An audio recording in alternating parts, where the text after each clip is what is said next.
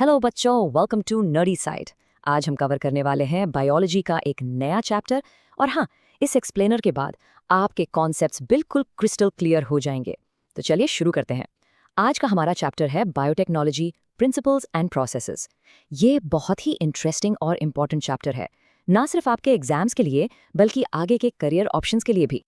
अब हम इस स्लाइड में देखेंगे कि इस चैप्टर का रोड मैप क्या है, यानी हम क्या क्या टॉपिक्स कवर करने वाले हैं। हम शुरुआत करेंगे बायोटेक्नोलॉजी की डेफिनेशन से कि आखिर ये है क्या। फिर हम इसके दो सबसे ज़रूरी प्रिंसिपल्स को समझेंगे।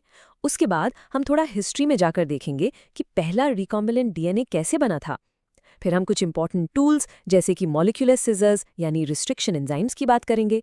और आखिर में हम समझेंगे कि इन जीन्स को डीएनए से अलग करके एक नए ऑर्गेनिज्म में कैसे डाला जाता है। तो इस स्लाइड का मेन आइडिया ये था कि आपको चैप्टर का एक ओवरव्यू मिल जाए। अब हम इस स्लाइड में अपना पहला सेक्शन शुरू कर रहे हैं, व्हाट इज बायोटेक्नोलॉजी। और सबटाइटल देखिए कितना इंटरेस्टिंग है, फ्रॉम कर्ड टू क्लोनिंग। इसका मतलब है कि बायोटेक्नोलॉजी की रेंज कितनी बड़ी है। एक सिंपल सी चीज जैसे दही बनाने से लेकर क्लोनिंग जैसी कॉम्प्लेक्स टेक्निक तक सब कुछ इसमें आता है। आइए इसको थोड़ा डिटेल में समझते हैं। तो इस स्लाइड का मेन आइडिया ये था कि हम बायोटेक्नोलॉजी की बेसिक डेफिनेशन से शुरुआत कर रहे हैं। अब हम इस स्लाइड में बायोटेक्नोलॉजी के दो एस्पेक्ट्स को समझेंगे। देखिए, एक है ट्रेडिशनल बायोटेक्नोलॉजी। बच्चों, ये वो चीज़ें हैं जो इंसान सदियों से करते आ रहे हैं, जैसे दही जमाना, ब्रेड बनाना या फिर वाइन बनाना। इन सब प्रोसेसेस में हम लाइव ऑर्गेनिजम्स जैसे बैक्टीरिया या यीस्ट को उनके नेचुरल फॉर्म में ही इस्तेमाल करते हैं। दूसरी तरफ है मॉडर्न बायोटेक्नोलॉजी। यहाँ पर हम जेनेटिकली मॉडिफाइड ऑर्गेनिजम्स का इस्तेमाल करते हैं। इसका मतलब है कि हमने उनके डीएनए में अपने फायदे के लिए कुछ बदलाव किए हैं। इसके एग्जाम्पल्स हैं DNA vaccines, test tube babies या जीन थेरेपी। तो इस स्लाइड का मेन आइडिया ये था कि बायोटेक्नोलॉजी पुरानी भी है और नई भी, बस वक्त के साथ टेक्निक्स एडवांस हो गई हैं। अब हम इस स्लाइड में EFB की डेफिनेशन देखेंगे। बच्चों, ये डेफिनेशन एग्जाम के लिए बहुत ज़्यादा इंपॉर्टेंट है, इसको ज़रूर मार्क कर लीजिए। यूरोपियन फेडरेशन ऑफ बायोटेक्नोलॉजी यानी EFB ने एक ऐसी डेफिनेशन दी है जो ट्रेडिशनल और मॉडर्न दोनों ही कॉन्सेप्ट्स को जोड़ती है। डेफिनेशन कहती है, The integration of natural science in organisms, cells, parts thereof, and molecular analogues for products and services. चलिए इसको आसान शब्दों में तोड़कर समझते हैं। Integration of natural science in organisms, इसका मतलब है साइंस को लिविंग थिंग्स के साथ जोड़ना। फिर है सेल्स, पार्ट्स thereof, यानी सेल या उसके कंपोनेंट्स जैसे एंजाइम्स का यूज करना। और मोलेकुलर एनालॉग्स का मतलब है आर्टिफिशियली मॉडिफाइड मॉलिक्यूल्स का इस्तेमाल करना। और ये सब हम क्यों करते हैं? फॉर प्रोडक्ट्स एंड सर्विसेज, यानी इंसानों के काम आने वाले प्रोडक्ट्स और सर्विसेज बनाने के लिए। तो इस स्लाइड का मेन आइडिया ये था कि बायोटेक्नोलॉजी साइंस और लिविंग ऑर्गेनिजम्स का एक कॉम्बिनेशन है जिससे ह्यूमन वेलफेयर के लिए प्रोडक्ट्स बनाए जाते हैं। अब हम इस स्लाइड में चैप्टर के सबसे इंपॉर्टेंट हिस्से पर आ रहे हैं। हमारा अगला सेक्शन है द 2 कोर प्रिंसिपल्स। आप ये समझ लीजिए कि पूरी मॉडर्न बायोटेक्नोलॉजी इन 2 मेन पिलर्स पर ही खड़ी है। यही 2 प्रिंसिपल्स इसकी फाउंडेशन है, इसकी नींव है। चलिए देखते हैं ये क्या है। तो इस स्लाइड का मेन आइडिया है मॉडर्न बायोटेक्नोलॉजी के फाउंडेशनल प्रिंसिपल्स को इंट्रोड्यूस करना। अब हम इस स्लाइड में उन 2 कोर प्रिंसिपल्स को डिटेल में देखेंगे। पहला है जेनेटिक इंजीनियरिंग। इसमें हम क्या करते हैं? हम जेनेटिक मटेरियल यानी डीएनए और आरएनए की केमिस्ट्री को बदल देते हैं। हम उसमें से अपनी पसंद का जीन निकालकर उसे एक होस्ट ऑर्गेनिज्म में डाल देते हैं ताकि उस होस्ट का फिनोटाइप यानी उसके ऑब्जर्वेबल कैरेक्टर्स बदल जाएं। इसे आप कंप्यूटर का सॉफ्टवेयर बदलना समझ सकते हो। दूसरा प्रिंसिपल है बायोप्रोसेस इंजीनियरिंग। ये हार्डवेयर या फैक्ट्री सेटअप जैसा है। इसमें हम एक स्टेराइल यानी कंटामिनेशन फ्री एनवायरनमेंट मेंटेन करते हैं ताकि हमारा डिजायर्ड जेनेटिकली मॉडिफाइड सेल बड़ी क्वांटिटी में ग्रो कर सके और हमें एंटीबायोटिक्स या वैक्सीन्स जैसे प्रोडक्ट्स मिल सके। तो इस स्लाइड का मेन आइडिया ये था कि एक टेक्निक जीन बदलने के लिए है और दूसरी उसे लार्ज स्केल पर ग्रो करने के लिए। अब हम इस स्लाइड में देखेंगे कि जेनेटिक इंजीनियरिंग इतनी इंपॉर्टेंट क्यों है। देखिए, पहले के ज़माने में हम ट्रेडिशनल हाइब्रिडाइजेशन करते थे, जैसे 2 अलग अलग प्लांट्स को क्रॉस करवाना ताकि हमें एक बेहतर वैरायटी मिले। इसमें प्रॉब्लम ये थी कि अच्छे जीन्स के साथ साथ कुछ अनडिजायरेबल यानी बेकार जीन्स भी ट्रांसफर हो जाते थे। लेकिन जेनेटिक इंजीनियरिंग से हम सिर्फ और सिर्फ डिजायरेबल जीन को ही आइसोलेट करके इंट्रोड्यूस कर सकते हैं। ये एकदम प्रिसाइज टेक्निक है, इसीलिए इसे हम एक गेम चेंजर कहते हैं। हमारी मर्जी के बिना कोई भी फालतू जीन ट्रांसफर नहीं होगा।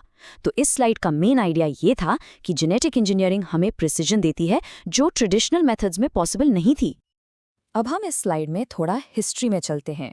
हम उस एक्सपेरिमेंट की बात करेंगे जिसने मॉडर्न बायोटेक्नोलॉजी की नींव रखी थी। ये था पहला आर्टिफिशियल रिकॉम्बिनेंट डीएनए जिसे साल 1972 में स्टैनली कोहेन और हर्बर्ट बोयर ने बनाया था। ये एक लैंडमार्क एक्सपेरिमेंट था जिसने साइंस की दुनिया को हमेशा के लिए बदल दिया। तो इस स्लाइड का मेन आइडिया है उस हिस्टोरिक एक्सपेरिमेंट को इंट्रोड्यूस करना जिसने सब कुछ शुरू किया। अब हम इस स्लाइड में एक सवाल से शुरुआत कर रहे हैं। सवाल उठता है कि आखिर ये पहला आर्टिफिशियल रिकॉम्बिनेंट डीएनए मॉलिक्यूल बनाया कैसे गया था? इसके पीछे क्या प्रोसेस था, क्या स्टेप्स थे? जरा सोचिए इसके बारे में। चलिए अगले स्लाइड में हम इसका जवाब ढूंढते हैं। तो इस स्लाइड का मेन आइडिया है आपके अंदर क्यूरियोसिटी पैदा करना उस एक्सपेरिमेंट के प्रोसेस के बारे में। अब हम इस स्लाइड में कोहेन और बॉयर के एक्सपेरिमेंट के स्टेप्स को समझेंगे। ध्यान से सुनिएगा।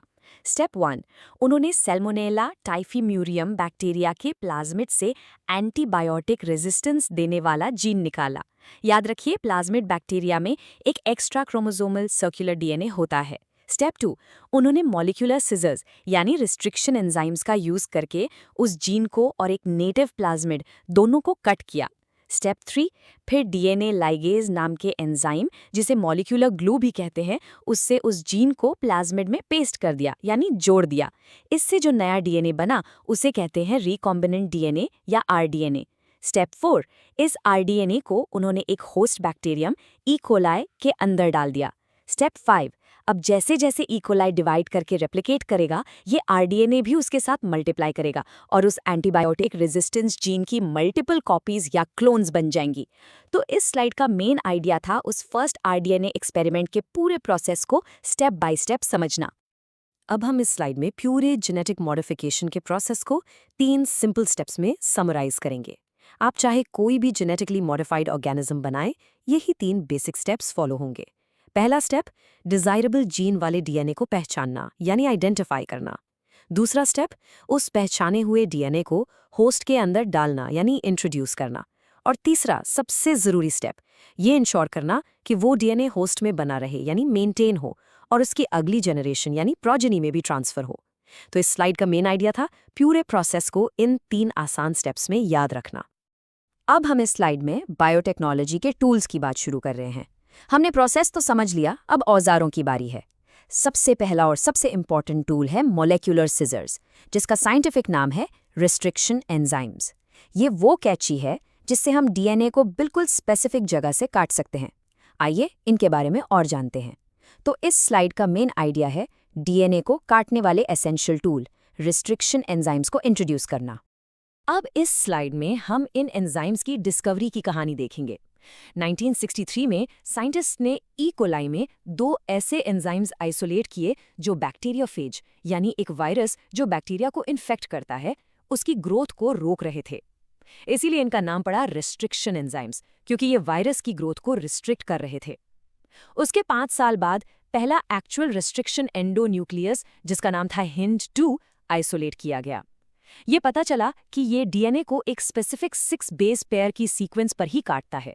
और आज की डेट में हम 230 से ज़्यादा बैक्टीरियल स्ट्रेन से 900 से भी ज़्यादा अलग अलग रिस्ट्रिक्शन एंजाइम्स के बारे में जानते हैं। तो इस स्लाइड का मेन आइडिया था इन एंजाइम्स की हिस्टोरिकल डिस्कवरी को समझना। अब हम इस स्लाइड में देखेंगे कि रिस्ट्रिक्शन एंजाइम्स किस क्लास ऑफ एंजाइम से बिलोंग करते हैं।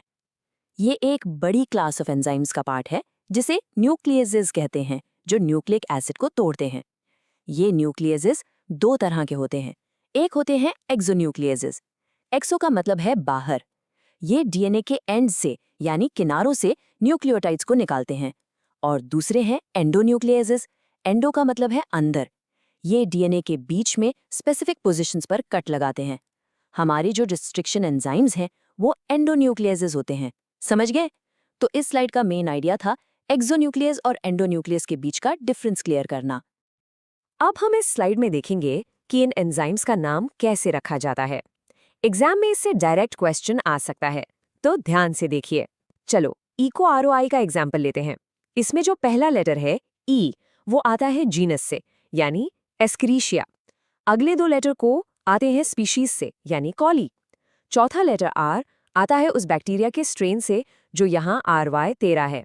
और आखिर में जो रोमन न्यूमरल है जैसे आई, वो बताता है कि उस पर्टिकुलर स्ट्रेन से आइसोलेट किया गया ये कौन से नंबर का एंजाइम था। आई मतलब पहला। तो इस स्लाइड का मेन आइडिया था रेस्ट्रिक्शन एंजाइम्स की नेमिंग कन्वेंशन को समझना। अब इस स्लाइड में स्क्रीन पर ध्यान से डायग्राम देखिए। यहाँ ईको ROI एंजाइम का एक्शन दिखाया गया है। ये एंजाइम पहले पूरे डीएनए को इंस्पेक्ट करता है, यानी उसकी जांच करता है। जब इसे अपनी स्पेसिफिक रिकग्निशन साइट मिलती है तो ये वहां बाइंड करता है और डीएनए के डबल हेलिक्स के दोनों स्ट्रैंड्स को शुगर फॉस्फेट बैकबोन पर कट कर देता है। नोटिस करिए, ये वेक्टर डीएनए और फॉरेन डीएनए दोनों को एक ही जगह से काट रहा है। कट लगने के बाद जो ये सिंगल स्ट्रैंडेड एंड्स बनते हैं उन्हें हम स्टिकी एंड्स कहते हैं। स्टिकी क्यों? क्योंकि ये अपने कॉम्प्लीमेंट्री एंड्स से हाइड्रोजन बॉन्ड बनाकर आसानी से चिपक सकते हैं। तो इस स्लाइड का मेन आइडिया था रिस्ट्रिक्शन एंजाइम के एक्शन को विजुअली समझना। अब इस स्लाइड में हम पिछली स्लाइड में यूज हुए रिकग्निशन साइट वर्ड को समझेंगे। ये साइट्स एक्चुअल में पैलिंड्रोमिक सीक्वेंसेस होती हैं। पैलिंड्रोम क्या होता है? जैसे एक वर्ड है मलयालम, जिसे आप आगे से पढ़ो या पीछे से, वो सेम रहता है। डीएनए में पैलिंड्रोम का मतलब है कि बेस पेयर की सीक्वेंस दोनों स्ट्रैंड्स पर सेम पढ़ी जाती है जब आप रीडिंग की डायरेक्शन सेम रखते हो, यानी 5 प्राइम टू 3 प्राइम। स्क्रीन पर एग्जाम्पल देखिए। 5 प्राइम से 3 प्राइम डायरेक्शन में ये है GAATTC। अब इसके ऑपोजिट स्ट्रैंड को भी 5 प्राइम से 3 प्राइम डायरेक्शन में पढ़िए, यानी राइट से लेफ्ट, तो वो भी GAATTC है। ईको RI इसी सीक्वेंस को पहचानकर कट करता है। तो इस स्लाइड का मेन आइडिया था पैलिंड्रोमिक सीक्वेंस के कॉन्सेप्ट को डीएनए के कॉन्टेक्स्ट में समझना। अब हम इस स्लाइड में अगले सेक्शन पर बढ़ रहे हैं। तो हमने डीएनए को काटना सीख लिया, लेकिन अब इन कटे हुए टुकड़ों को अलग कैसे करें और फिर उन्हें नए होस्ट में डिलीवर कैसे करें? अब हम इन्हीं सेपरेशन टेक्निक्स और ट्रांसपोर्ट व्हीकल्स यानी वेक्टर्स के बारे में पढ़ेंगे। तो इस स्लाइड का मेन आइडिया है चैप्टर के नेक्स्ट फेज को इंट्रोड्यूस करना, जो है आइसोलेशन और डिलीवरी। अब हम इस स्लाइड में डीएनए फ्रैगमेंट्स को सेपरेट करने की टेक्निक पढ़ेंगे, जिसका नाम है जेल इलेक्ट्रोफोरेसिस। इसका प्रिंसिपल बहुत ही सिंपल है। हम जानते हैं कि डीएनए नेगेटिवली चार्ज्ड होता है, उस पर नेगेटिव चार्ज होता है।